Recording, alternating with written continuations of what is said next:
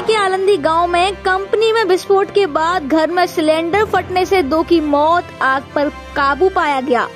Company 4 साल के लिए बंद। ये घटना गुरुवार को हुई जब आलंदी के पास सोलू गांव में सड़क किनारे कंपनी में कच्चे माल में विस्फोट हो गया और आसपास के घरों में आग लग गई। नतीजन एक घर में सिलेंडर फट गया जिससे 2 लोगों की मौत हो गई और 7 लोग घायल हो गए। इनमें संतोष त्यम्बक माने 50 वर्षीय और एक पुरुष शामिल है। सभी घायलों को अस्पताल पहुंचाया गया।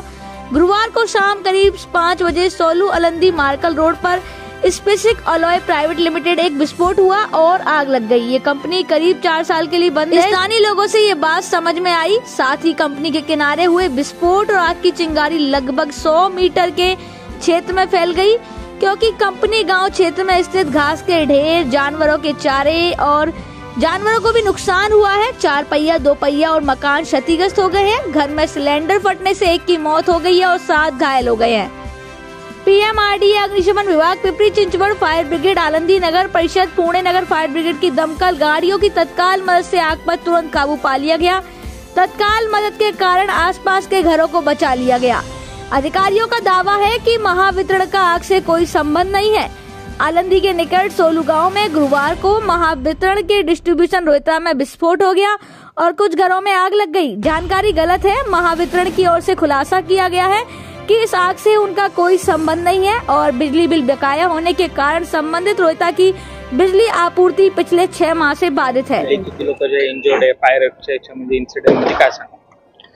ही जी घटना आहे, स्थानिक जे प्रथमदर्शी बघणारे आहेत त्यांच्या माहितीप्रमाणे जे MSDLची जी डीपी आहे त्याचा आग लागून त्याचा स्फोट झाला असं सांगणं आहे। प्रत्यक्ष घटनास्थळी जे उपस्थित आहेत त्याच्याप्रमाणे 8 जे जखमी होते त्यांना रुग्णालयात पाठवलेलं आहे। एक जे आहे त्यांची डेथ झाली असं प्रथमदर्शनी मृत्यू झाला असे माहिती मिळाली आहे। कन्फर्मेशन अजून हॉस्पिटलला आपल्याला प्राप्त होईल, त्यानुसार पुढची कारवाई आपण करणार आहोत। काही स्थानिकांचं म्हणणं आहे की ते MSCBच्या याच्यातून आग लागल्याचं एकंदरीत प्रथमदर्शनीकडनं सांगण्यात येत आहे। नक्की कशातून हे आग लागलेली आहे, कशाचा हा स्फोट एकंदरीत झाला? नाही, ही जी फॅक्टरी आहे ही मागच्या एक 3-4 वर्षापासून बंद आहे असं स्थानिकांचं म्हणणं आहे। त्याप्रमाणे तिथे एक NCLT मध्ये हे प्रकरण चालू आहे, त्याची एक नोटीसही गेटवर आम्हाला मिळालेली आहे। तर प्रायमा फेसी आतमध्ये सुद्धा बघता ही फॅक्टरी पूर्णतः बंद दिसते। तर या ठिकाणी जी रूम आहे तर त्याच्या मागेच ती डीपी आहे। ऍक्च्युअली इथे स्फोट झालाय की डीपीचाच पहिले स्फोट झालाय त्याचा आपण तपासामध्ये हे माहिती घेऊ। आपण फॉरेन्सिक सायन्स लॅबोरेटरीची टीम सुद्धा या ठिकाणी बोलवली आहे आणि ती टीम या ठिकाणी सॅम्पल आपण कलेक्ट करू। निश्चित कोणत्या आर्टिकलचा स्फोट झालाय ते आपल्याला तपासामध्ये समजेल। स्थानिकांच्या काही घरांचंही खरं तर नुकसान झालं ते एकंदरीत चित्र पाहायला मिळते। तर दुसरं पाहिलं तर गाड्याही मोठ्या प्रमाणामध्ये एकंदरीत जळालेल्या आहेत। काय बरोबर आहे, समोरचे जे कंपनीच्या समोर काही घरं आहेत, छोटी दुकानं आहेत, त्याला देखील याची झळ पोहोचलेली आहे, त्याचे नुकसान झाले।